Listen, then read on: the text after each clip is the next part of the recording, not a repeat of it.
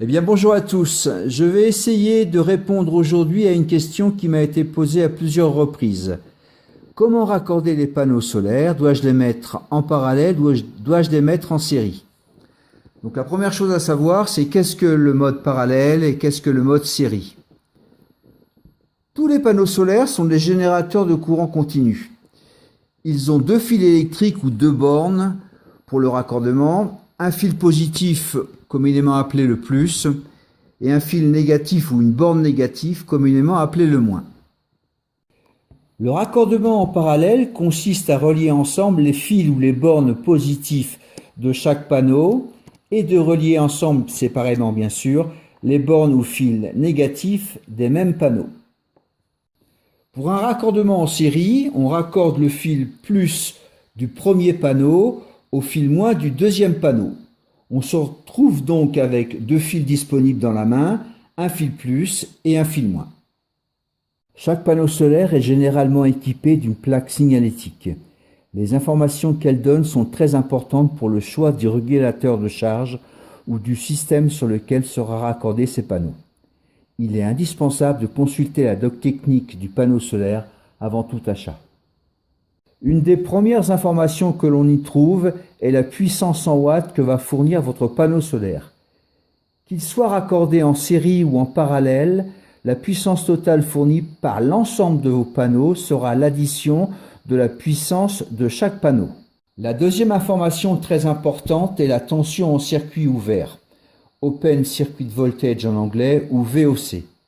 Suivant le mode de raccordement que vous allez choisir, en parallèle ou en série, cette tension ne sera pas la même sur l'ensemble de vos panneaux. En effet, si vos panneaux sont en série, cette tension va s'additionner. Deux panneaux en série donneront une tension en circuit ouvert de 44 volts, alors que deux panneaux en parallèle donneront une tension en circuit ouverte de 22 volts. Cette tension en circuit ouverte totale est très importante pour le choix du régulateur de charge.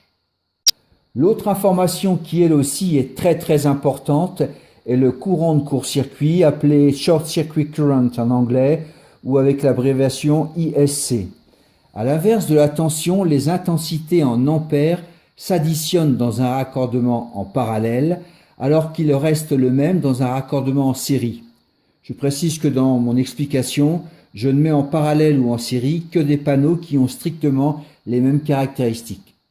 Il faut donc être très prudent lors de la mise en parallèle de panneaux solaires.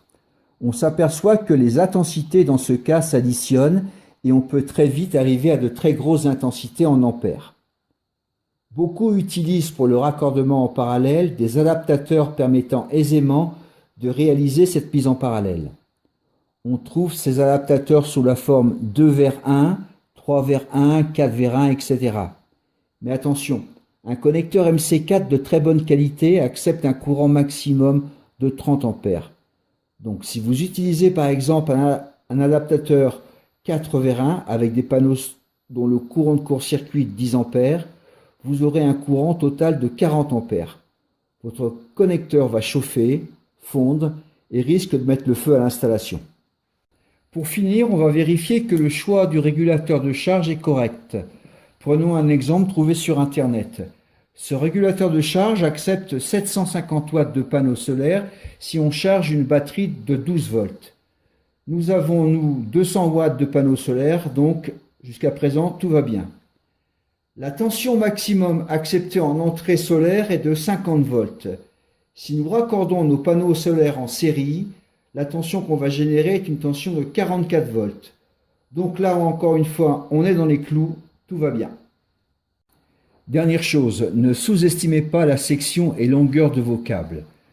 Utilisez de préférence un câble spécial solaire et pour vos calculs, partez sur le fait que l'on passe maximum 5 ampères dans un câble de 1 mm², ce qui nous fait 20 ampères maximum pour un câble de 4 mm². La longueur a son importance, essayez de ne pas dépasser 20 mètres entre les panneaux solaires et le régulateur de charge. Bon, ce sera tout pour aujourd'hui. J'espère avoir répondu à vos questions. Surtout, n'hésitez pas à serrer correctement vos connexions, sinon ça va brûler. Je vous souhaite une bonne journée. Si ça vous a plu, mettez-moi un gros pouce vers le haut. C'est bien pour moi, ça me permet d'être référencé correctement par YouTube. Allez, à bientôt et bonne journée.